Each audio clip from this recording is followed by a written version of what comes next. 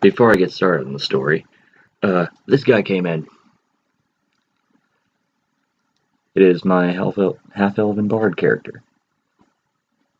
And hopefully you will get to hear about more stories on this guy in the future. He's going to be a pain to paint. Well, anyway. So, this story is one I'm not particularly proud of, but the players are. And so, at this point, Ziox, Tim, and Jordan had all created their characters and established them and play with them for a little bit. I think. This is where my mind gets a little bit hazy. I don't remember who was a new addition to the party. It was either Koki or Rain, Tim or Jordan. And so that's where my brain starts slowly getting a little bit far. I want to say it was Tim. Tim rolled up Gotama, the human monk, and Jordan was playing a Shadow Elven rogue named Rain. And at this time, we went over when we were at Tim's old apartment, and I think we even rolled up a character for his fiancée at the time, and she played Squishy, the sorceress. And I wanted to kind of introduce them into the game and kind of run a small dungeon. So I used the map that's in the Pathfinder starter box. And I used the map, but I kind of changed up a lot of the different encounters and whatnot. Because I think Jeff had already ran through this once before. I don't remember. But I also know that he was a much higher level than everyone else. And maybe Jordan was a step below him. Well, anyway. And I actually think Tony was there. But Tony wasn't playing. He just wanted to kind of sit and watch. He's a loser like that. Alright, so the Swords of Orion's guild handed them a quest to go to a cave and fend off this dragon that's been terrorizing burninating the countryside and eating livestock and whatnot. Typical quest. And not to mention, who doesn't want to fight a dragon? That's half of the name of Dungeons and Dragons, and this was both. So I thought it would have been a fun encounter. Well, fun adventure, rather. And so they go trekking along, and they find the dragon's den. And they go in, and they're going through the dungeon. I switched up a whole lot of the encounters so people didn't really know what was going on. There's one scene where they enter a room, and there's two gargoyle statues just leering down at them. And there's a green gem up hidden on an altar. And of course, Squishy, the sorceress, is ooh, that looks pretty. It might be magic. And she goes trouncing up, and she goes for the gem. And then the gargoyles hop down, and then the fight ensues. And at some random part in the fight, one of the gargoyles grabs Squishy, and he has her in her grasp, and she's I only have 2 spells to my name. I don't know what to do right now. I don't even have a melee weapon. And I was do you have anything in your bag that would help you out in this situation? And she goes, I got a crowbar. Alright, I'll just use it as a bludgeoning weapon. And so she rolls, and she gets a crit. So, how I describe it is that she takes this crowbar and she stabs it into the gargoyle's eye. And from that point on, it became the crowbar of +5 skull fucking. I'm certain you can see my sense of humor when it comes to giving off-kilter enchantments. But that's neither here nor there. Now, the real meat of the story is when they brave through the rest of the dungeon, and they fight off some monsters. and they finally make it to the dragon's lair. And it's like deep in the back of this cave, and there's like a hole in the ceiling where light is coming down. And so they enter in, and this young adult dragon swoops down and it roars. I make everyone do fear checks. I don't think I feared a single one of them. And my original intention was that it's just gonna use its acid breath, like just douse them and then fly away. Apparently Ziox had other ideas. Apparently he doesn't play those reindeer games. No, because as soon as the dragon hits in the surprise round, he just douses them with acid. And pay heed, I'm not a new DM at this point. I've read a lot of references, I've watched a lot of videos on how to make encounters much more engaging and difficult. One video in particular that always comes to mind when I think of the story is Noah Antweiler's Counter Monkey episode Circle Strafe, where he actually describes how to make dragons much more threatening. Apparently Jeff watched that episode too. Jerk. So, as the dragon is flapping its wings and is getting ready to take off, I cast Shadow Arms.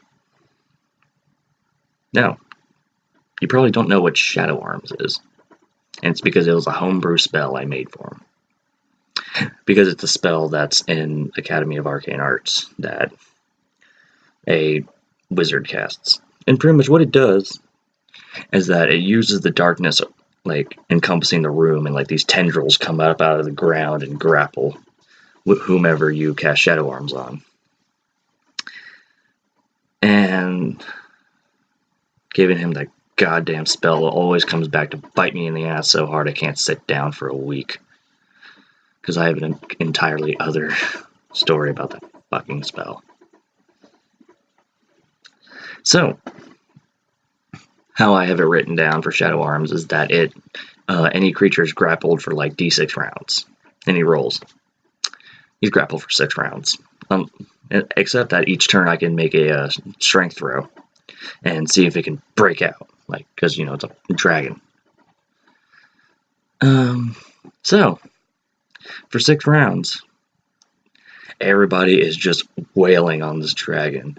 I think at one point, Jordan hops onto its back and he just starts stabbing it. Gotama is running up and knocking its teeth loose. Ziox is just giggling as I'm buried my face in my hands. These assholes. Well, needless to say, they mutilate this guy. And I'm rolling strength checks every fucking turn. And the difficulty check couldn't, it was 16. And my dice just were not on my side that day. It refused to break out of this goddamn spell. A young adult black dragon has a strength of 23. And I couldn't break out of it. And so, they successfully slay the dragon that they weren't even supposed to kill. And, that's how I wrote it. That's not how they wanted it to happen. And everybody, they loot the dragon's hoard. They get a whole bunch of gold, gems, a couple magical items. And how I like to run D&D is, I don't like it when you beat up a goblin and then you get 3 copper pieces and a potion of fire resistance. I know it'll specifically say on the character sheet what kind of loot that enemies will drop. But if there's no logical basis behind it, it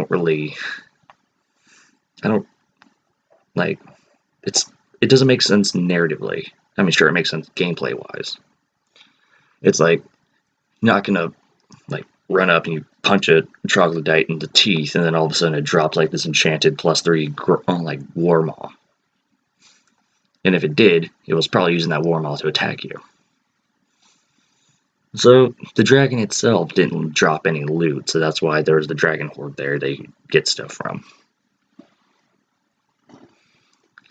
So instead, when they go to loot the dragon, they, skin its hide, grab, a couple pounds of flesh, some dragon bones, some teeth, horns, like logical things you would loot from a dragon.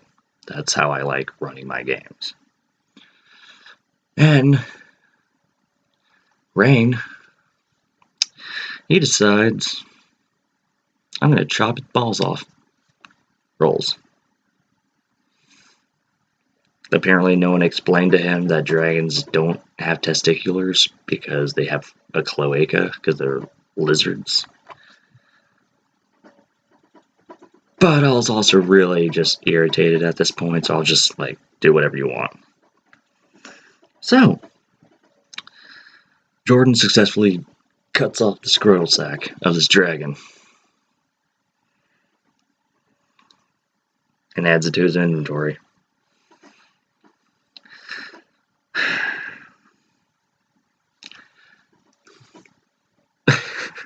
Okay.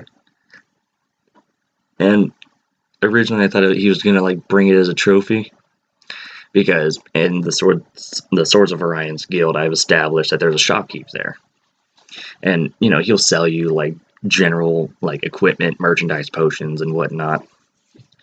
But what he loves is for you to bring back some sort of trophy from like your quest or an adventure, and he'll buy it off you at this ludicrous price because like he'll take the trophy from you. Like actually the previous story about the Cyclops with the sword stuck in his eye, they ended up actually selling him the head of the Cyclops with the sword back in it. And he kind of has that like mounted on his wall as a mantelpiece, and he's like, oh yeah, I did that. He had to roll bluff checks with every customer he had. So yeah, so he was pretty much Beowulf. Like, he acted like he was this great hero, and that's why he joined the Swords of Orion, and really, in fact, he's just mooching off the stories of other people. Kind of like a reverse bard. If that makes sense at all. But so the team comes back into town, and the guildmaster, he rewards them. He gives them their money that they got for a job well done. And then Jordan walks over to the shopkeep. I'm completely blanking on the name of this guy. I'm certain Jeff knows. And so he takes the testicular sac of this dragon, plops it on the table, reaches in, and removes the dragon balls, and keeps the scrotal sac and kind of tucks it away. He's like, what do you give me for this?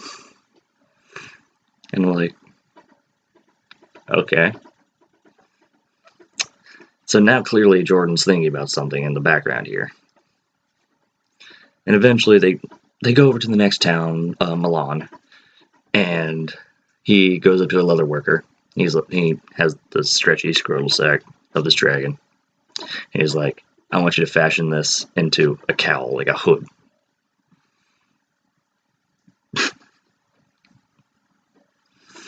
And the leather worker's like, yeah, I can do that on commission. Bit weird piece of leather you're giving me here, but I can do it. And so that is how Jordan not only sold Dragon Balls to a shopkeep, but for the rest of the campaign he had the Dragon Scroll Sack cowl of like +5 stealth, or I don't know what enchantment I gave that thing. And the keystone on this story is that them murdering that young adult dragon comes back to bite them in the ass later. And that's a story for a different time. So until the next time, Chileo. Wait. Don't turn off the video just yet. I just remembered there was another hilarious part of this dungeon, and I completely forgot about it until just now. Okay, so they're going through the dungeon, and they come across a spider nest. And there's like this big queen spider, and she's like running along all the webbing. And she's like shooting webs at people, and like they're getting entangled. And so Rain, Jordan's character, he kind of goes into the webbing, and like he draws his daggers, and he's like, I'm gonna fight you on your own turf. And that was the end of his turn. And Like, because that was the end of his turn, and like we went back into rotation. Jordan got up and he's like, "I'm gonna go take a piss." He goes up. He goes to the bathroom, and everybody kind of does their thing, and then we come back around to Ziox. And Ziox, he's like, "I'm gonna cast Fireball on the spider." And I'm like, "All right." So the spider takes fireballs worth of damage, and it goes like it dies, like it flips on its back and its legs curl up, and then the fire spreads across all the webbing.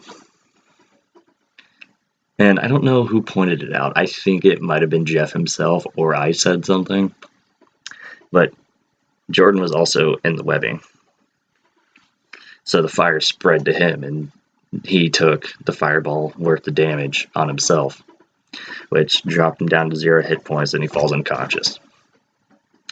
And it was at this point, like, Jordan came back from the bathroom. He's like, "So what I miss?" And I'm like, "You're dying." He goes, "What?